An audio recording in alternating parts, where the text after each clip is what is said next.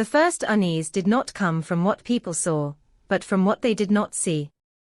In the aftermath of Luna Nozawa's supposed death, there was no body lowered into the ground, no cold clinical finality of an autopsy report dissected by doctors and lawyers alike. There was only absence, an absence wrapped in official statements, hushed condolences, and a collective sigh of relief from those who believed a dangerous chapter had finally closed.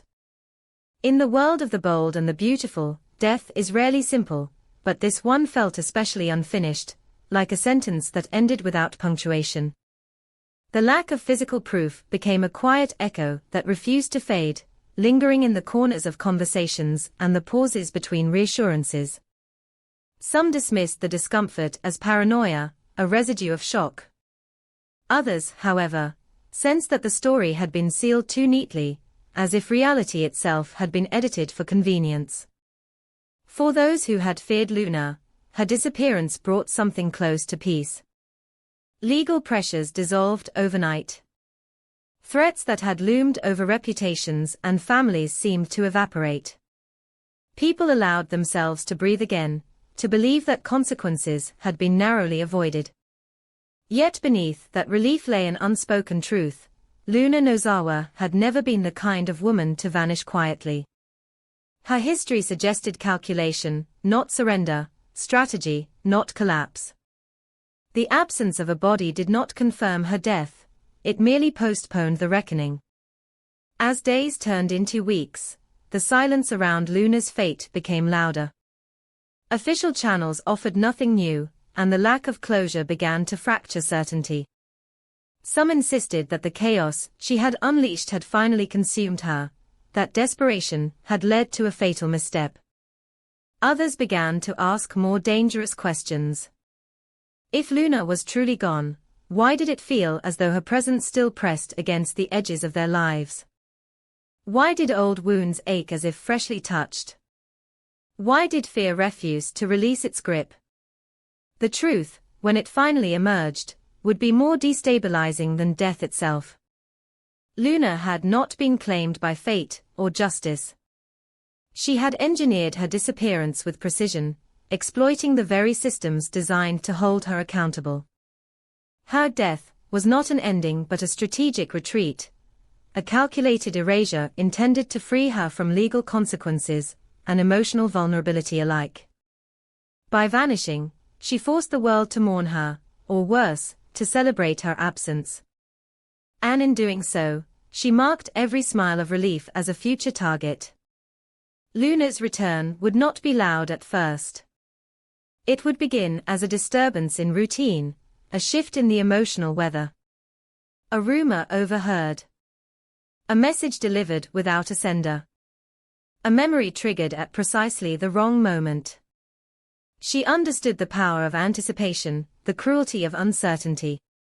By allowing doubt to grow before revealing herself, she ensured that her re-emergence would feel like an earthquake rather than a revelation. Fear would spread faster than truth ever could. Her motivations were layered, shaped by a lifetime of being underestimated and cornered. Escaping legal consequences was only part of the equation. Survival alone did not satisfy Luna. She wanted retribution, recognition, and control over the narrative that had painted her as expendable. Those who had spoken of her in the past tense, who had allowed themselves to feel safer in her absence, had unknowingly signed themselves into her ledger of grievances. Their relief was the insult she could not forgive. Among those names, one stood out with particular clarity: Miss Dillon.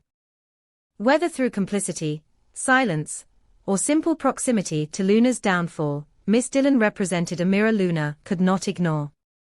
She was not necessarily the most powerful, or the most culpable, but she symbolized something deeply personal, the idea that others had stepped forward into stability while Luna was forced into shadows.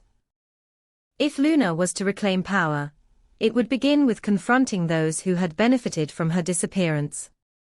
Yet Luna's vengeance was never going to be narrow. Her ambitions stretched far beyond individual grudges.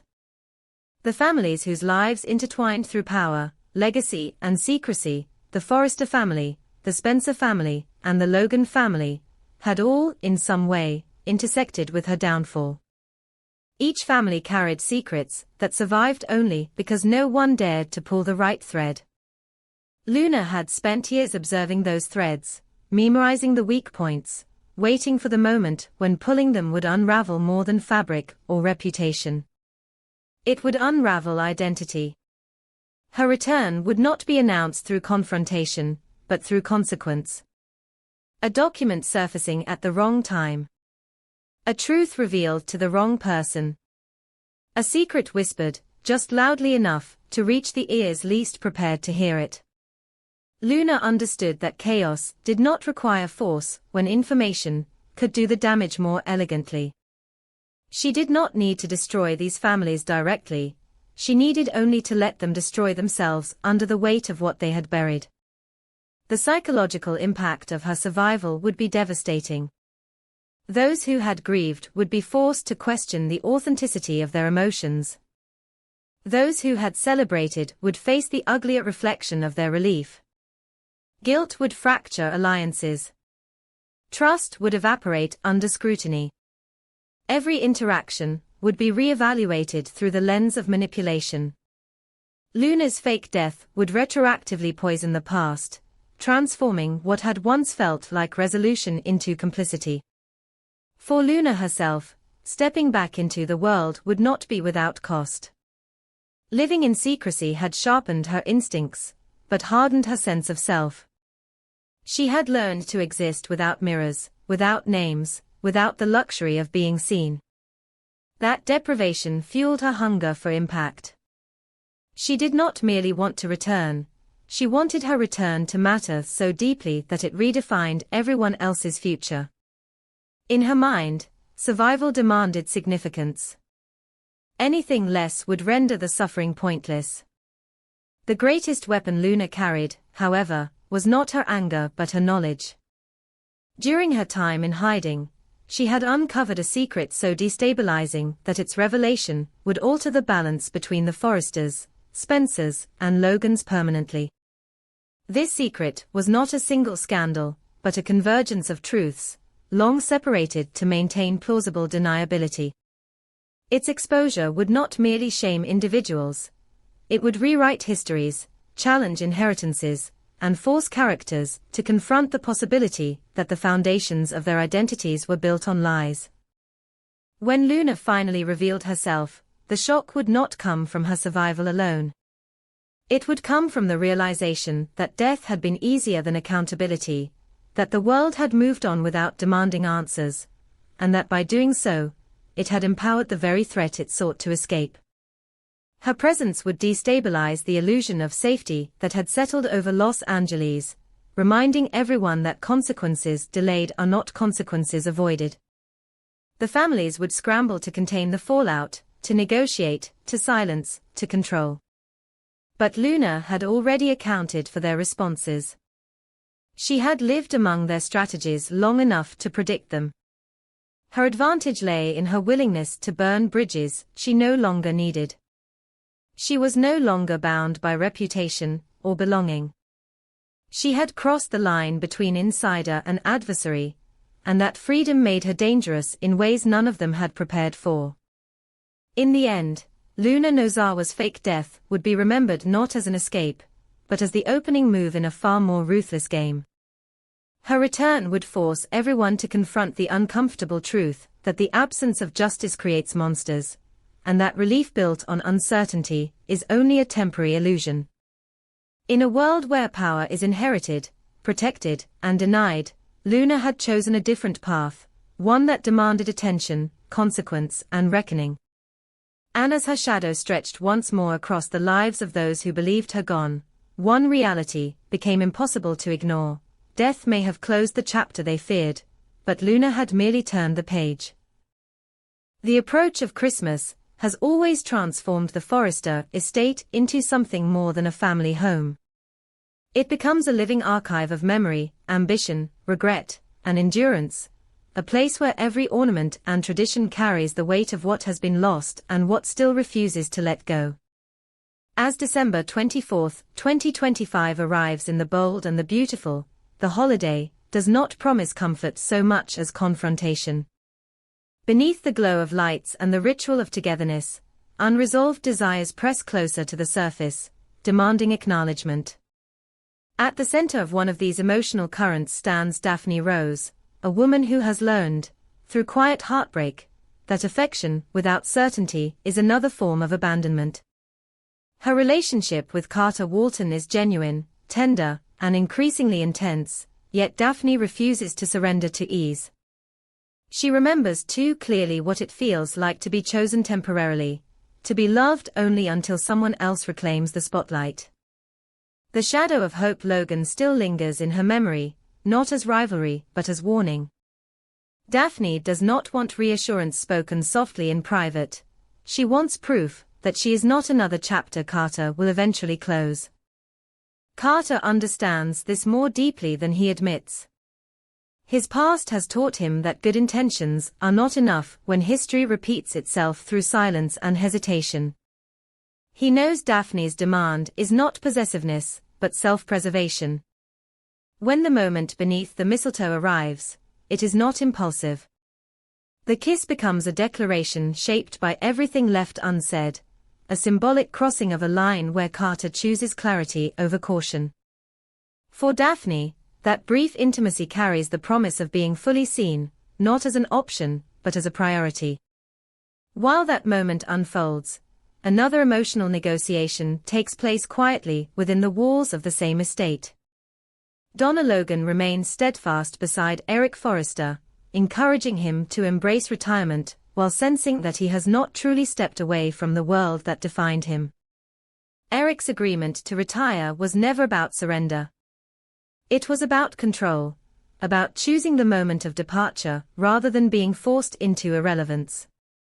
Yet even as he steps back publicly, privately he continues to design, to sketch, to imagine one final statement that will remind everyone, and perhaps himself, that his creative voice has not faded.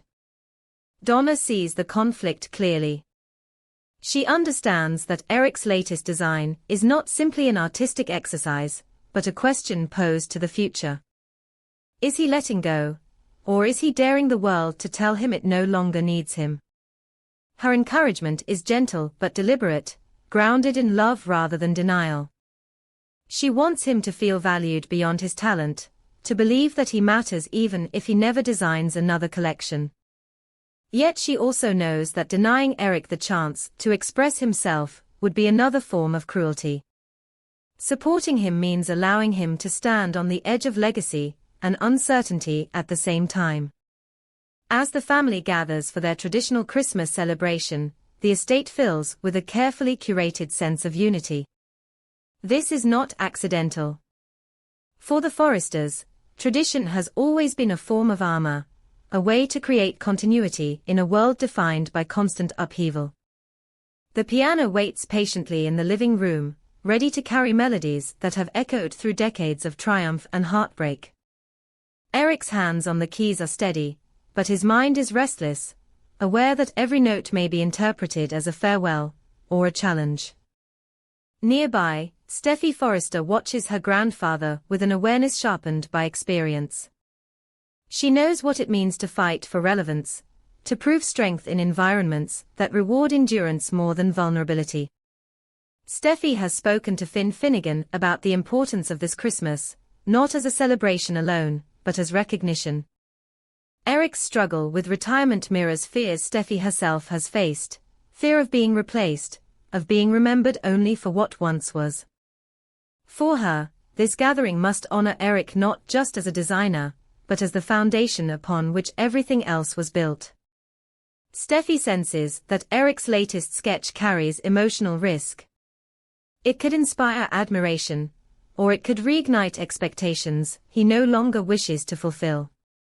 She worries that in trying to prove he still belongs, Eric may reopen wounds he has worked hard to close. Yet she also respects his need to define his own ending. In the Forrester family, autonomy has always come at a cost, but denying it has proven far more destructive. Amid these layered tensions, Brooke Logan stands quietly at the emotional center of the room, her presence both comforting and complicated. When Ridge Forrester presents her with a special gift, the gesture carries meaning far beyond its physical form. Ridge understands that Brooke's history has taught her to be wary of grand displays, especially in a family where love has often been conditional. His challenge is not to impress her, but to reassure her in a way that acknowledges everything they have survived. Brooke receives the gift with gratitude layered with reflection. She cannot help but compare the moment to the extravagant gesture Bill Spencer once made for Katie Logan, an act so excessive it redefined the scale of romantic symbolism. Ridge knows he cannot compete on spectacle, nor does he wish to. His offering is quieter, more intimate, designed to speak directly to Brooke's heart rather than the world's attention. It is a reminder that love does not need to dominate headlines to be profound. For Brooke, the moment becomes an internal reckoning. She has spent a lifetime navigating between passion and stability, often paying the price for believing they could coexist without compromise. Ridge's gift suggests something different, a partnership rooted not in intensity alone, but in mutual understanding and restraint. It forces Brooke to confront her own fears about permanence, about whether happiness can exist without chaos. As the evening continues, the Forrester estate holds these parallel stories in delicate balance. Daphne's kiss under the mistletoe signals the beginning of a relationship that demands honesty rather than patience. Eric's quiet defiance through design raises questions about identity beyond age and title. Steffi's vigilance reflects a generation determined not to repeat the emotional blind spots of the past. Brooke's gift becomes a symbol of love reshaped by survival rather than illusion. When the piano finally fills the room, the music does not erase these tensions. Instead, it binds them together, allowing each character to exist in their uncertainty without immediate resolution. Christmas, in this moment, is not about answers. It is about recognition, of desire, of fear, of unfinished journeys. What makes this holiday significant is not the perfection of the gathering, but the vulnerability beneath it. Everyone present is trying to prove something, to themselves or to others. Daphne wants to be chosen without competition. Carter wants to be worthy of trust. Eric wants to matter without obligation. Donna wants love without sacrifice. Steffi wants continuity without stagnation. Brooke wants reassurance without repetition of pain. Ridge wants redemption without spectacle. As the night draws on, the Forrester estate remains illuminated, a beacon of tradition standing against the inevitability of change. Yet it is clear that this Christmas is not an ending. It is a threshold. The decisions made, the gestures offered, and the silences maintained will carry forward into the days ahead, shaping relationships in ways no one can fully predict. In the world of the bold and the beautiful, Christmas never simply passes. It lingers, leaving behind consequences as tangible as the gifts exchanged. And as December 24th closes, one truth becomes unavoidable. Beneath the celebration lies a family still negotiating the cost of love, legacy, and the courage to move forward without losing themselves.